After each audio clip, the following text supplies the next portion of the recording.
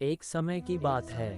एक राज्य में एक प्रतापी राजा राज करता था। एक दिन उसके दरबार में एक विदेशी आगंतुक आया और उसने राजा को एक सुंदर पत्थर उपहार स्वरूप प्रदान किया। राजा वह पत्थर देख बहुत प्रसन्न हुआ। उसने उस पत्थर से भगवान विष्णु की प्रतिमा का निर्माण कर उसे राज्य के मंदिर में स्थापित करने का निर्णय लिया और प्रतिमा निर्माण का कार्य राज्य के महामंत्री को सौंप दिया। महामंत्री गांव के सर्वश्रेष्ठ मूर्तिकार के पास गया और उसे वह पत्थर देते हुए बोला, महाराज मंदिर में भगवान विष्णु की प्रतिमा स्थापित करना चाहते हैं। 7 दिवस के भीतर इस पत्थर से भगवान विष्णु की प्रतिमा तैयार कर राजमहल पहुंचा देना। इसके लिए तुम्हें 50 स्वर्ण मुद्राएं दी जाएंगी। 50 स्वर्ण मुद्राओं की बात सुनकर मूर्तिकार खुश हो गया और महामंत्री के जाने के उपरांत प्रतिमा का निर्माण कार्य प्रारंभ करने के उद्देश्य से अपने औजार निकाल लिए। अपने औजारों में से उसने एक हथौड़ा लिया और पत्थर तोड़ने के लिए उस पर हथौड़े से वार करने लगा, किंतु पत्थर जस का तस रहा। मूर्तिकार ने हथौड़े के कई वार पत्थर पर किए, किंतु पत्थर नहीं टूटा। 50 बार प्रयास करने के उपरांत मूर्तिकार ने अंतिम बार प्रयास करने के उद्देश्य से हथौड़ा उठाया, किंतु ये सोचकर हथौड़े पर प्रहार करने के पूर्व ही उसने हाथ खींच लिया कि जब 50 बार वार करने से पत्थर नहीं टूटा तो अब क्या टूटेगा।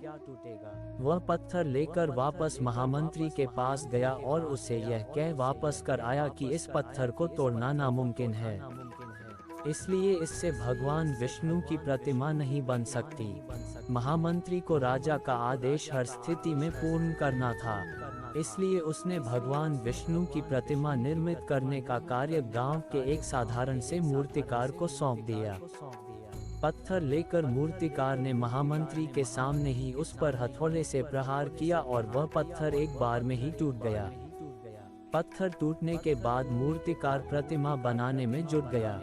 इधर महामंत्री सोचने लगा कि काश पहले मूर्तिकार ने एक अंतिम प्रयास और किया होता तो सफल हो गया होता और 50 स्वर्ण मुद्राओं का हकदार बनता। सीख मित्रों, हम भी अपने जीवन में ऐसी परिस्थितियों से दो चार होते रहते हैं।